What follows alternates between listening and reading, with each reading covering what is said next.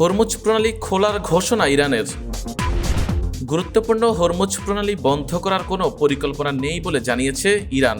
তবে যুদ্ধ পরিস্থিতির কারণে এই পথ দিয়ে জাহাজ চলাচল কমে গেছে। ইরানের সেনাবাহিনীর এক মুখপাত্র বলেন, হরমুজ প্রণালী খোলা থাকবে, তবে সবার জন্য নয়। ঘোষণা দিয়েই ইরানে যুক্তরাষ্ট্রের অতর্কিত হামলা।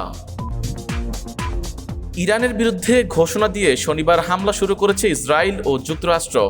মার্কিন প্রেসিডেন্ট ডোনাল্ড ট্রাম্প ঘোষণা দিয়েছেন, ইরান পুরোপুরি আত্মসমর্পণ না করা পর্যন্ত এই যুদ্ধ চলবে।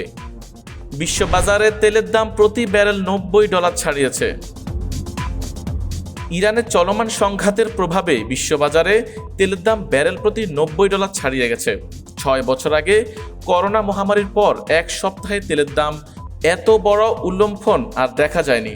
তেলের এই মূল্যবৃদ্ধি বিশ্বজুড়ে নতুন করে মূল্যস্ফীতির ঝুঁকি তৈরি করেছে। রাজধানীতে পৃথক সড়ক দুর্ঘটনায় বাবা মেয়ে সহ 4 জনের মৃত্যু।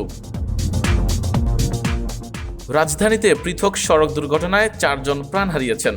শুক্রবার রাতে সায়েন্স ল্যাব মোড়ে বাবা ও মেয়ে এবং তেজগাঁওয়ের অটোরিকশা উল্টে চালক ও যাত্রী নিহত হয়েছেন। পুলিশ জানিয়েছে, ঈদের কেনাকাটা করে বাসায় ফেরার পথে তাদের মৃত্যু হয়। 11 দলীয় জোটকে 50টির বেশি আসনে হারিয়ে দেওয়া হয়েছে বললেন সার্জিস আলম। অন্তত 50টি আসনে 11 দলীয় জোটকে হারিয়ে দেওয়া হয়েছে বলে জানিয়েছেন জাতীয় নাগরিক পার্টির উত্তরাঞ্চলের মুখ্য সংগঠক সার্জিস আলম। শুক্রবার বিকেলে খেলাফত মজলিসের ইফতার অনুষ্ঠানে এই কথা বলেন তিনি। হ্যামস্ট্রিংয়ের চোটে জর্জরিত রোনালদো, বিশ্বকাপ খেলা নিয়ে শঙ্কা।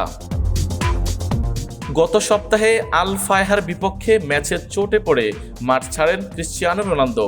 হ্যামস্ট্রিংয়ের এই চোট থেকে সেরে উঠতে চিকিৎসার জন্য মাদ্রিদ যাবেন তিনি। রোনালদোর বিশ্বকাপ খেলা নিয়ে তৈরি হয়েছে ঘোর অনিশ্চয়তা। ক্যালিফোর্নিয়ায় গ্রেফতার পপ তারকা ব্রিটনি স্পিয়ার্স। আবারও আইনি জটিলতায় পড়েছেন মার্কিন পপ তারকা ব্রিটনি স্পিয়ার্স। যুক্তরাষ্ট্রের ক্যালিফোর্নিয়ায় পুলিশ তাকে গ্রেপ্তার করেছে বলে আদালত সূত্রে জানা গেছে। গ্রেপ্তারের কারণ এখনও জানা যায়নি।